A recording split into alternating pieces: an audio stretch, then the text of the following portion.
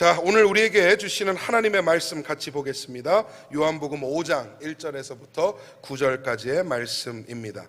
요한복음 5장 1절에서 9절까지의 말씀 우리 한 목소리로 봉독하도록 하겠습니다. 1절부터 읽습니다. 시작. 그 후에 유대인의 명절이 되어 예수께서 예루살렘에 올라가시니라. 예루살렘에 있는 양문 곁에 히브리 말로 베데스다라 하는 못이 있는데 거기 행각 5이 있고 그 안에 많은 병자, 맹인, 다리 저는 사람, 혈기 마른 사람들이 누워 물의 움직임을 기다리니 이는 천사가 가끔 못에 내려와 물을 움직이게 하는데 움직인 후에 먼저 들어가는 자는 어떤 병에 걸렸든지 낫게 되밀어라. 거기 38해 된 병자가 있더라. 예수께서 그 누운 것을 보시고 병이 벌써 오래된 줄 아시고 이르시되 내가 낫고자 하느냐. 병자가 대답하되 주여, 물이 움직일 때에 나를 못에 넣어주는 사람이 없어 내가 가는 동안에 다른 사람이 먼저 내려가나이다. 예수께서 이르시되 일어나 내 자리를 들고 걸어가라 하시니 그 사람이 곧 나아서 자리를 들고 걸어가니라. 이 날은 안식일이니. 아멘. 네, 오늘 여러분과 함께 기적을 바라는 이들에게 라는 제목으로 하나님 말씀 같이 나누도록 하겠습니다. 기적을 바라는 마음이 다 있죠. 살면서 좀 기적과 같은 일이 일어났으면 하는 마음이 생길 때가 있습니다. 어쩌면 좀 버거운 문제가 생기고 삶의 어려움이 생길 때에 기적 일어났으면 좋겠다, 이렇게 생각을 하기도 하고, 반드시 이루었으면 하는 그 소망, 기도의 제목이 있을 때에 나에게도 이런 일이 일어났으면 좋겠다 생각을 합니다. 대부분의 사람은 기적을 믿는 것 같아요. 여러분은 기적을 믿으십니까? 안 믿어요? 믿는 것 같기도 하고 안 믿는 것 같기도 한데요, 목사님. 나는 요행을 믿지 않아 하는 사람도요, 마음속에는 기적을 바라는 마음이 다 있어요. 사전을 한번 찾아봤습니다. 도대체 기적이라는 단어는 어떻게 정의가 되는가? 상식으로는 생각할 수 없는 기이한 일 혹은 신에 의하여 행해졌다고 믿어지는 불가사의한 현상. 그러니까 일반적으로 기적이라는 단어의 정의는요, 상식을 초월하여서 신적으로 초자연적으로 일어나는 그런 현상, 그렇게 인식을 하는 것이죠. 여러분, 근데 신을 믿지 않는 사람이 기적을 믿어요. 기적이 일어났으면 하는 마음이 있어요. 그러면요, 결국 신을 믿는 것과 똑같습니다. 왜냐하면 신적인 현상을 믿는 것이기 때문이죠. 신은 안 믿지만 나는 신적인 현상은 바란다. 사실 논리적으로 맞지 않는 거예요. 저는 그렇게 생각합니다. 인간은 모두가 내재적으로 하나님을 갈망하고 하나님을 원하는 그런 마음과 욕구가 다 있다라고 생각을 해요. 오늘 본문에도 기적을 바라는 한 사람이 등장을 합니다. 예루살렘 양문 옆에는 베데스다라는 연못이 하나 있었는데 여기에는 전설이 내려와요. 가끔 천사가 와서 그 연못을 탁 손댈 때 물이 움직입니다. 그 물이 움직일 때 어떤 사람이든 어떤 병을 갖고 있는 사람이든 가장 먼저 물에 들어가는 사람은 싹 깨끗해진다, 치유를 받는다라는 그런 전설이라는 것이죠. 그래서 여기에는 온갖 병자들이 다 모여 있습니다. 각양각색의 병과 어려움을 가지고 있는 사람들이 하루 종일 기다리면서 물이 움직이기만을 기다리고 있는 것이에요. 그 중에 오늘 본문에 등장하는 38년 된 병자도 있습니다. 근데 오늘 본문에 이 문맥을 따져보니까 이 사람의 문제가 정확한 병명은 나오지 않아요. 그런데 이 사람은 적어도 우리가 아는 것은 뭐냐? 스스로 움직이지 못하는 사람이에요.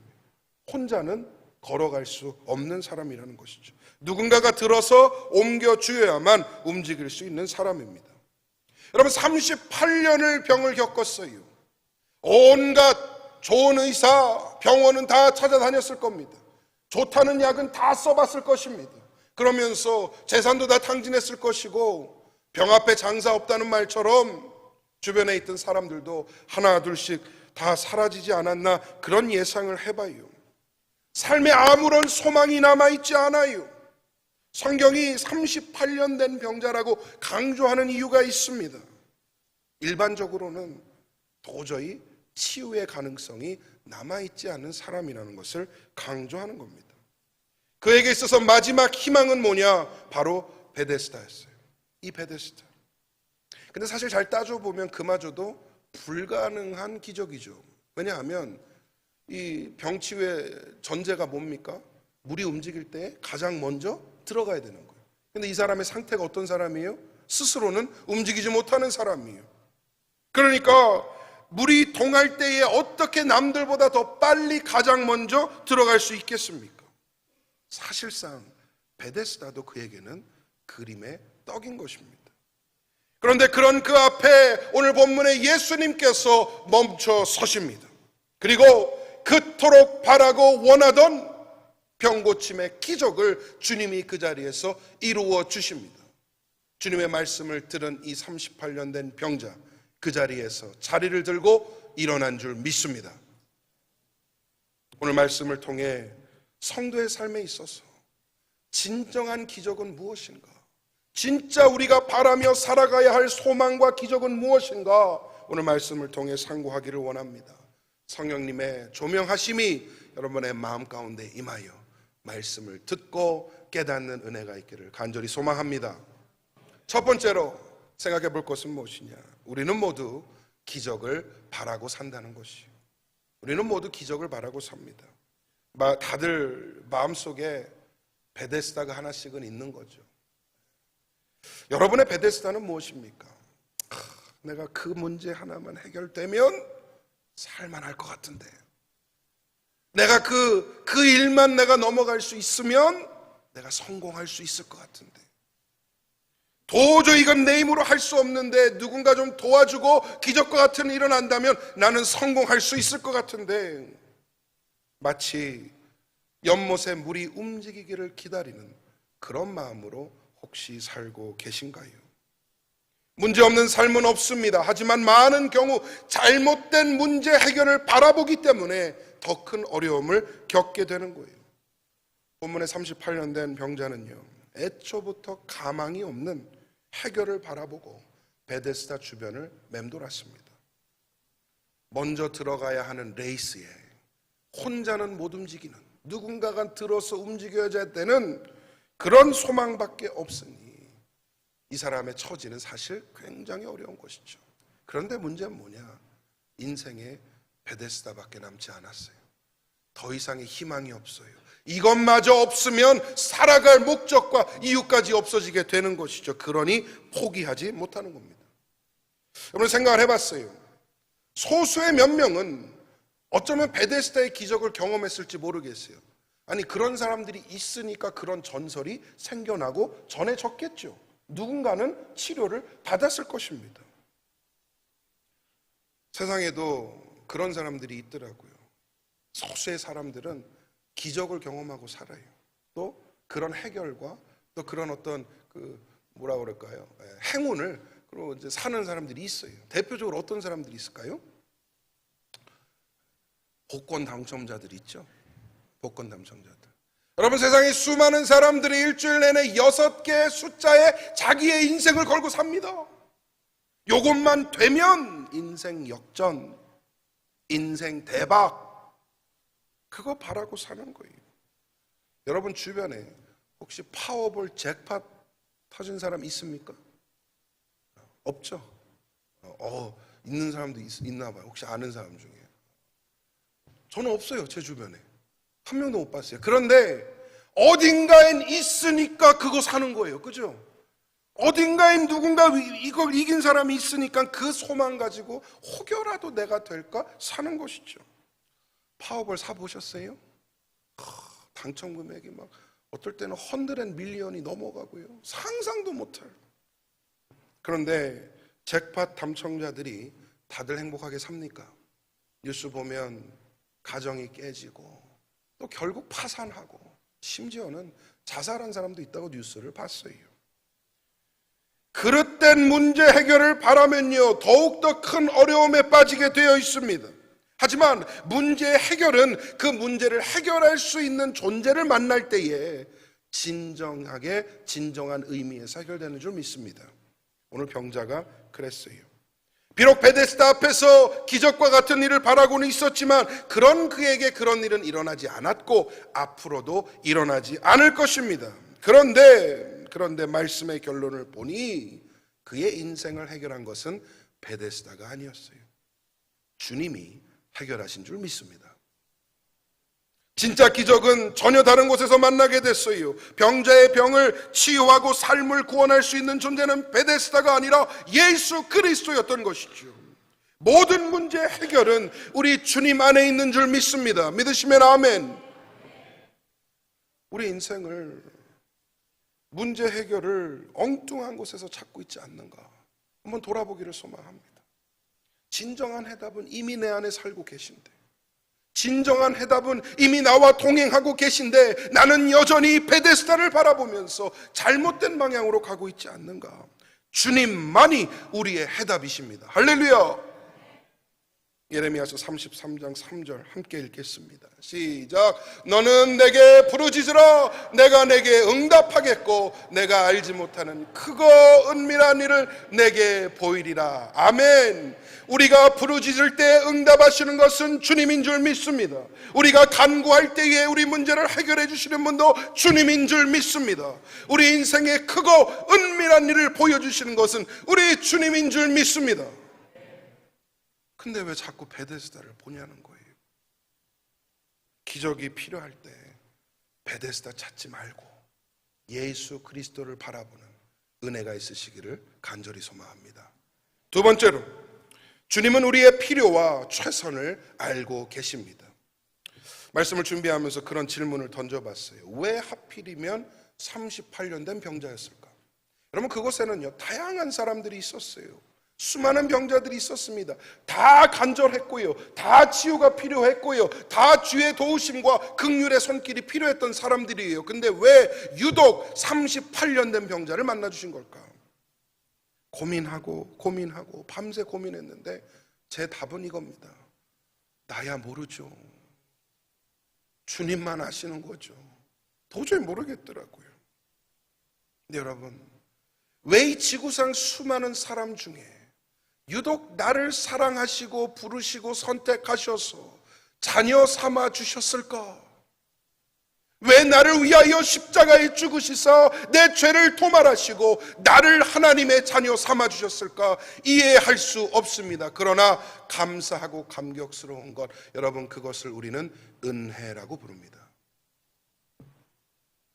왜 나를 택하시고 부르셔서 갈보리 사랑교회라는 이 공동체에 세워주셨을까? 이해할 수 없지만 그저 감사하고 감격스러운 것이 바로 은혜입니다. 왜 나인지는 답할 수 없어요.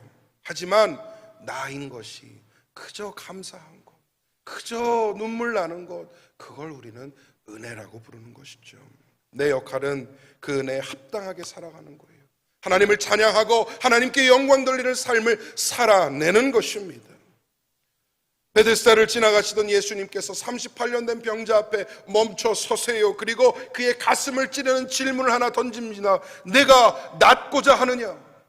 내가 낫고자 하느냐? 여러분, 모르긴 몰라도 제 예상입니다. 이 38년 된 병자는 아마 이 질문을 처음 받아봤을지도 모르겠어요. 적어도 아주 오랜 기간 동안 이 질문을 들어본 적이 없었을 것 같습니다. 누구도 본질적인 질문을 하지 않는 것이죠. 여러분, 왜냐하면 예수님의 이 질문은요 문제의 핵심을 재정의하는 질문이에요. 잘 들어보세요. 베데스다 앞에 와 있습니다. 저 안에 들어가야만 내 문제가 해결이 돼요. 저 안에 들어가기만 하면 나는 나을 수 있어요. 그 생각으로 그 앞에 기다리고 있는 거예요. 본질은 병 고침이지만 어느새 인생의 목표는 베데스다가 되어버린 것이죠. 예수님은 베데스다에 들어가고 싶냐라고 묻지 않으셨어요. 내가 낫고자 하느냐 물으셨어요. 이 38년 된 병자의 머리를 다시 한번 재정의 하시는 거예요. 문제 핵심이 뭐냐? 본질이 무엇이냐? 병자의 대답을 들으면 이 사실이 명확해집니다. 내가 낫고자 하느냐? 이 질문은 yes 아니면 no예요. 낫고 싶으면 네, 아니면 no. 근데 뭐라고 대답을 해요? 주저리 답하죠. 내가 물이 움직일 때 들어가야 되는데 나를 옮겨줄 사람이 없어가지고 남들보다 내가 갈 수가 없고 다 나를 추월해서 먼저 들어가나이다. 이게 병자의 답이에요. 아니 네가 낫고자 하느냐 물었을 때에 나는 저곳에 들어갈 수 없습니다라고 답을 하는 것이죠. 여러분, 우리도 문제에 집중하다 보면요, 문제의 본질을 잊어버리는 경우가 있습니다. 행복하고 싶어서 물질을 쫓았는데 어느새 돈이 목적이 되어서 행복을 잃어버려요. 사랑하고 사랑받고 싶어서 사람을 쫓았는데 어느새 그 사람이 목적이 되어서 행복을 잃어버려요. 사랑을 잃어버려요. 선하신 주님께서 우리 문제의 본질을 잘 알고 계십니다.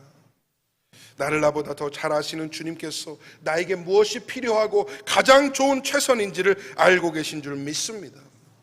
예수께서 그 누운 것을 보시고 병이 벌써 오래된 줄을 아시고 말씀하지 않습니까?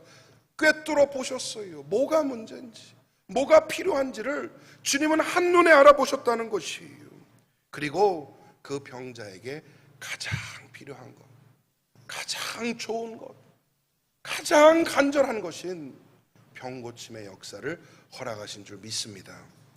누가복음 12장 7절 말씀 우리 함께 읽어보겠습니다. 시작. 너희에게는 심지어 머리털까지도 다 세신 바 되었나니 두려워 말라. 너희는 많은 참새보다 더 귀하니라. 아멘.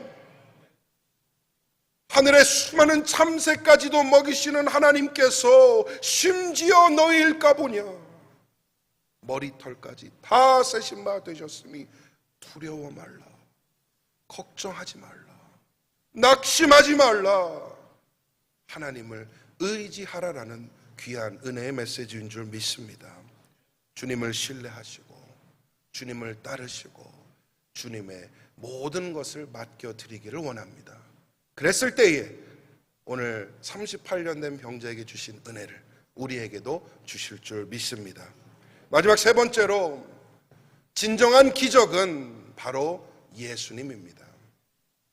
본문에서 38년 된 병자가 경험한 가장 큰 기적은 무엇일까요? 병고침이요? 아닌 것 같아요. 아닌 것 같아요. 아니 목사님, 38년을 아팠고 그 누구도 해결하지 못한 일을 오늘 본문에서 해결이 됐는데 그보다 더 큰 기적이 어디 있습니까? 반문하실 수 있어요. 그런데 저는 이렇게 생각합니다. 병자가 경험한 진짜 기적은 예수님을 만났다는 거예요.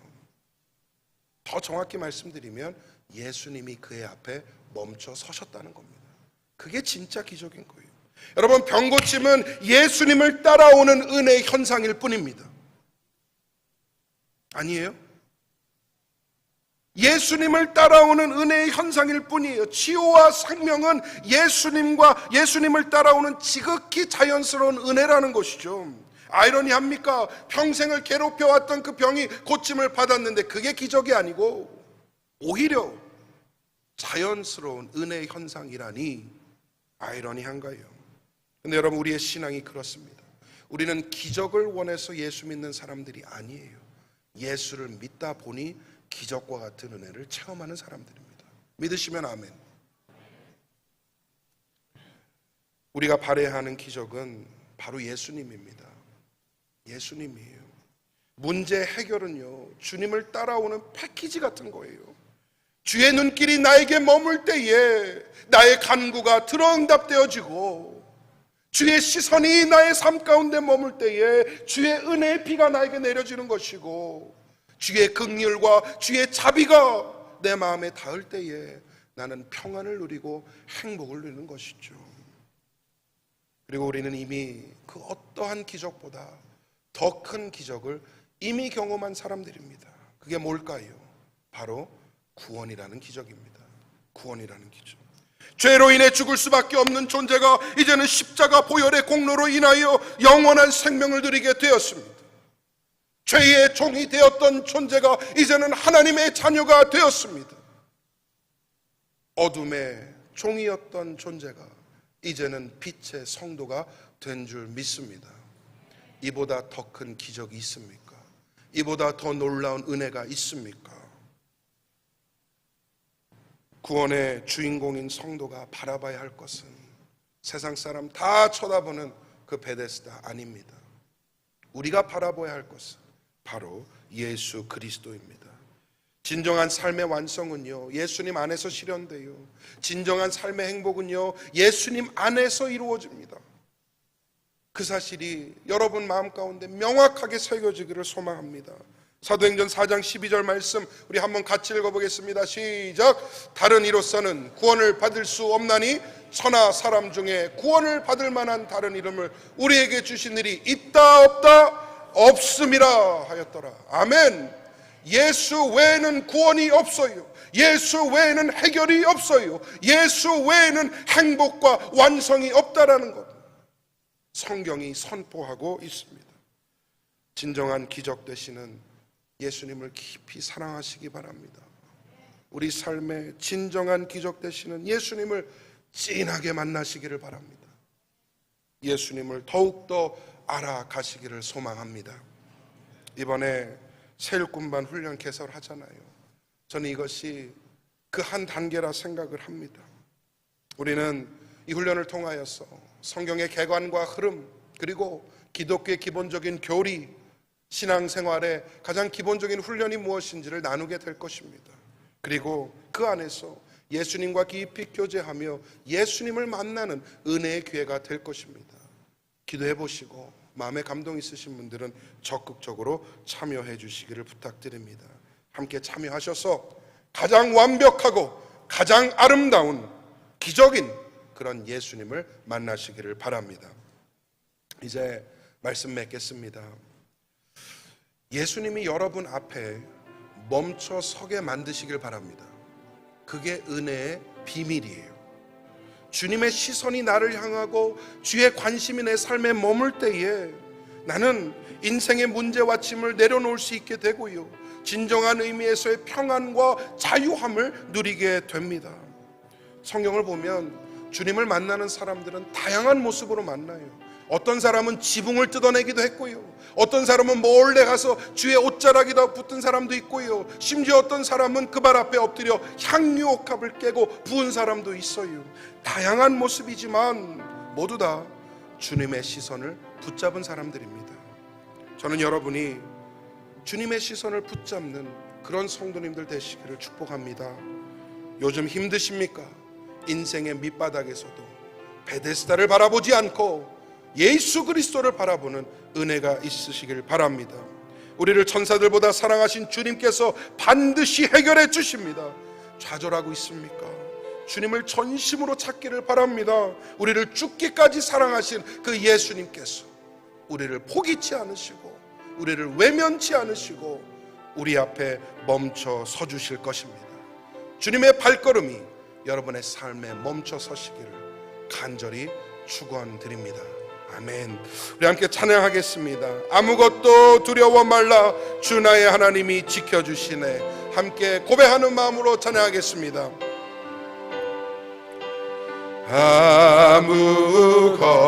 아무것도 두려워 말라, 주 나의 하나님이 지켜주시네. 놀라지 말라, 놀라지 마라, 겁내지 마라, 주님 나를 지켜주시네. 처음부터 고백합니다. 아무것도 두려워 말라,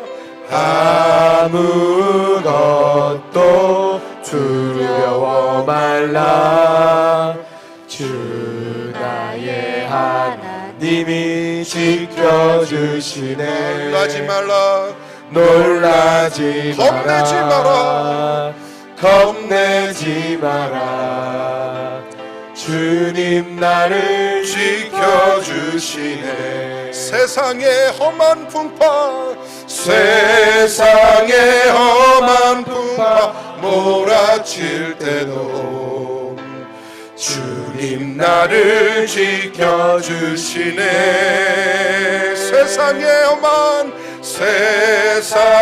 험한 풍파 몰아칠 때도 주님 나를 지켜주시네. 주님은 나의 산성, 주님은 나의 요새, 주님은 나의 소망, 나의 힘이 되신, 내 맘이 힘에 겨워 지칠지라도, 내 맘이 힘에 겨워 지칠지라도 주님 나를 지켜주시네. 세상의 험한 풍파 몰아칠 때도 주님 나를 지켜주시네. 주님은 나의 산성, 주님은 나의 요새, 주님은 나의 소망, 나의 힘이. 다시 한번 고백하겠습니다. 주님은 나의 산성, 주님은 나의 산성, 주님은 나의 아멘. 주님은 나의 소망, 나의 힘이 되신 여호와. 우리 시간 말씀 생각하며 한번 기도하겠습니다. 하나님, 진정한 기적 되신 예수님을 사랑하는 신앙으로 살게 하여 주시고 주님과 동행하며 진정한 평안을 누리게 하여 주시옵소서. 우리 합심하여 말씀 생각하며 기도하겠습니다.